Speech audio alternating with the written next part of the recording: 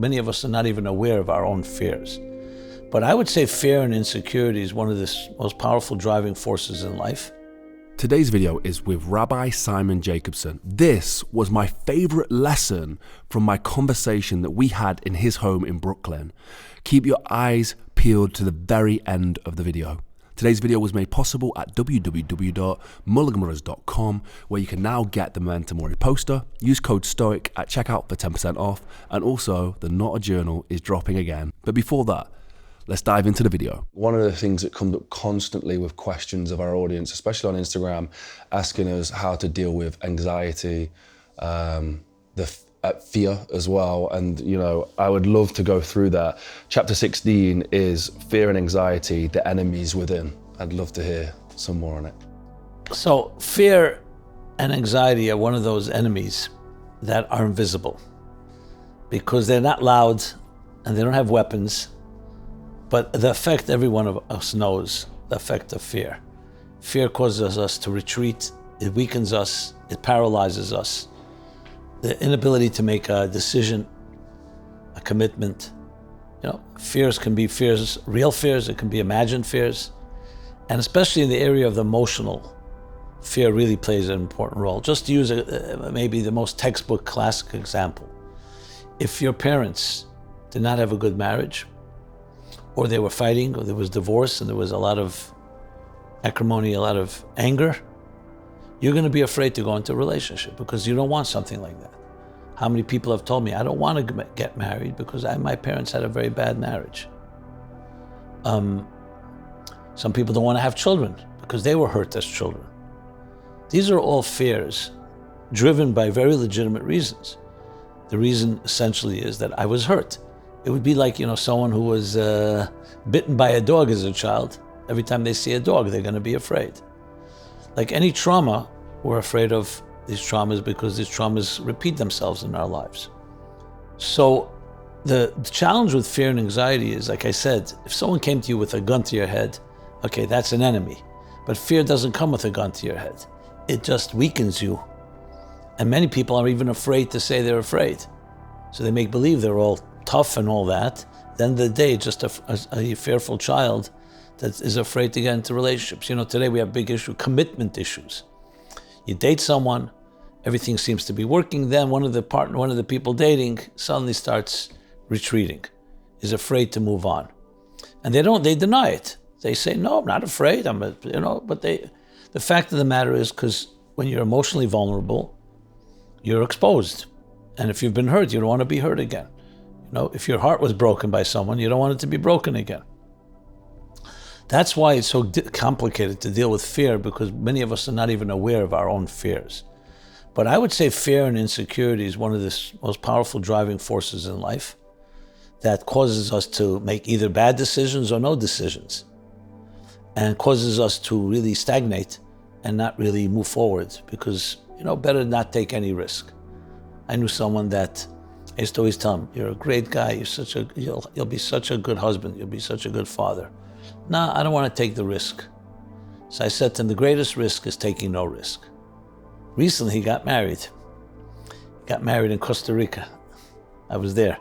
And he told me at the wedding, he said to me, I'll never forget what you told me. The greatest risk is taking no risk. And I realized, correct. And I decided to take a risk. And he's the happiest person today. So I think fear is one of those forces that needs to be acknowledged.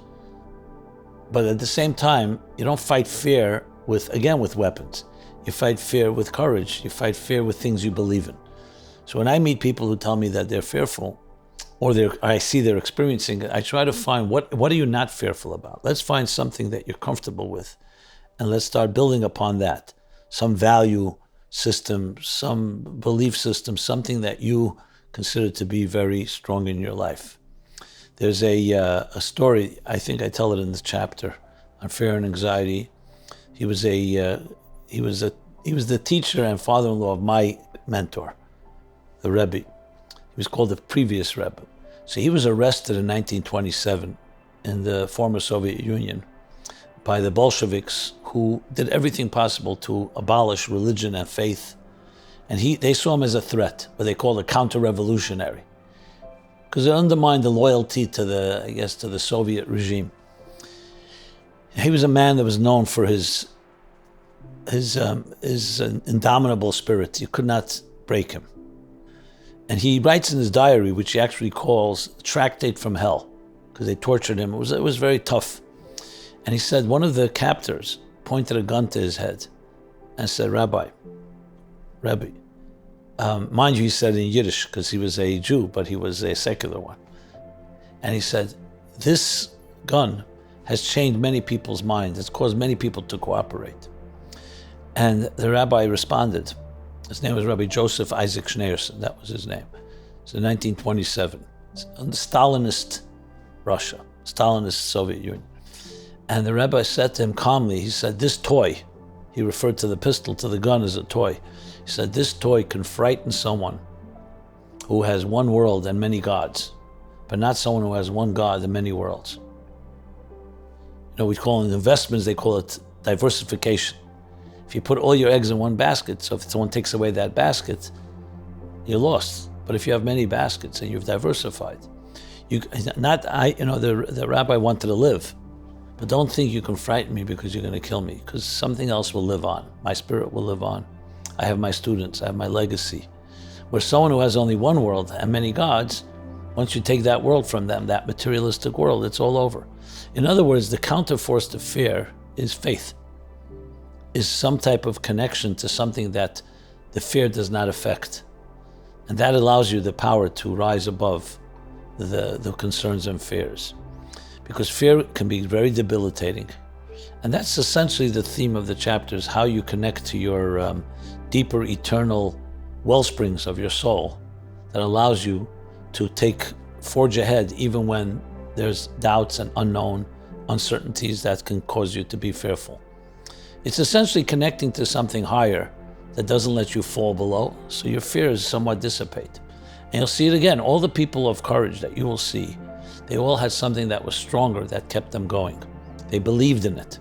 I mean, let's be honest, which soldier, which military person wants to go fight? But if you're fighting for a cause that you think is important, you'll do that. Because the cause gives you the strength to overcome your fears. And frankly, I mean, I'll just use the other extreme, even simple coaching, a tennis coach, a sports coach, when a top athlete gets into a funk, psychologically feels an injury or someone got to their head, what do you need? You need someone to give you the impetus and the energy to get over your own fears, fear of failure, fear of loss. So it's always finding a deeper strength that counters the fears in our lives. The biggest risk is taking no risk at all. I've heard it before, but I'd love to hear a little bit more on it because I know our audience will really connect with that message. So the biggest risk is taking no risk at all. You know, people think I'm going to stay on the fence and that way I play safe. Yeah, but you could also end up never accomplishing anything in life. So that's why it's the biggest risk. You end up not going anywhere. So of course, if you start using your mind, there are many reasons not to do things. And if you get stuck in your head, you could end up doing it your whole life and never really fulfilling what you need to fulfill. One of the saddest poems out there is from Oliver Wendell Holmes. He wrote a poem called The Voiceless, where he writes, look, think of this tragic line. Alas, alas to those that die with their song still inside them. In other words, we all have a song inside us.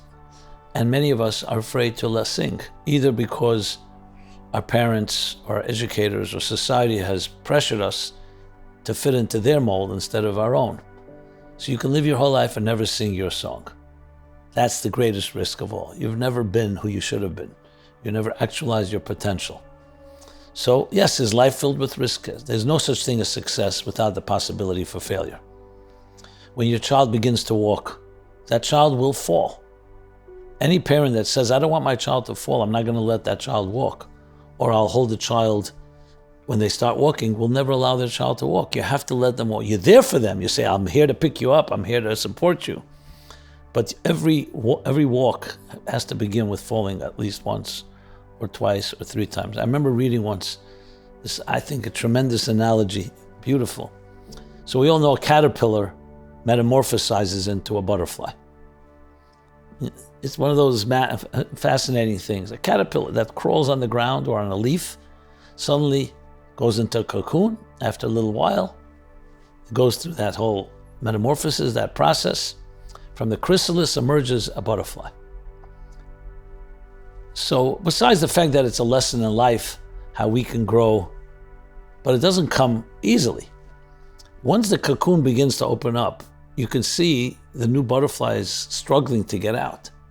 So someone was watching the butterfly struggle, and he was in compassion. He decided, you know what?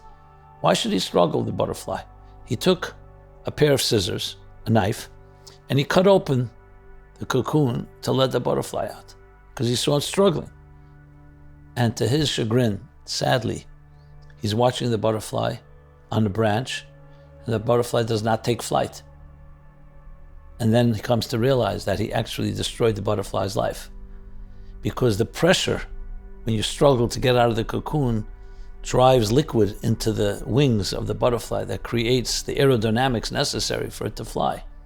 Because he thought he's depriving the butterfly from the struggle, the butterfly could never fly, because that liquid never went into its wings, and it just remained. So in other words, sometimes the challenges of life that we think we're struggling through are actually the things that give us the strength to fly. So the greatest risk is not taking no risk at all, by saying, you know what, I want to be comfortable. I don't need extra pressure. Pressure in life is critical. You don't want undue pressure. You don't want a pressure that's overwhelming. But there's nothing in life that doesn't work with that pressure. As a writer, I can tell you, if I didn't have deadlines and pressures, this book would never have been published. I'd still be sitting and ruminating different options. You need to have deadlines and pressure. We hate it, but it's what makes us grow. There's an expression: the olive does not produce oil until you squeeze it, until you pressure it, you crush it. Thank you so much to Rabbi Simon Jacobson and his family for letting us in his home, organising this. Then you guys for supporting us to be able to fly out to Brooklyn. Niamh, my whole film crew, everybody who was involved in this project. Thank you so much. You make this possible. Today's video was sponsored by www.mulliganbrothers.com. That is what makes this possible. That's how we get these messages out there. You can now get the Memento Mori poster and frame with the link in the description. It's 10% off using code STOIC at checkout. Have a blessed and productive day, and I'll see you in the next one. Peace.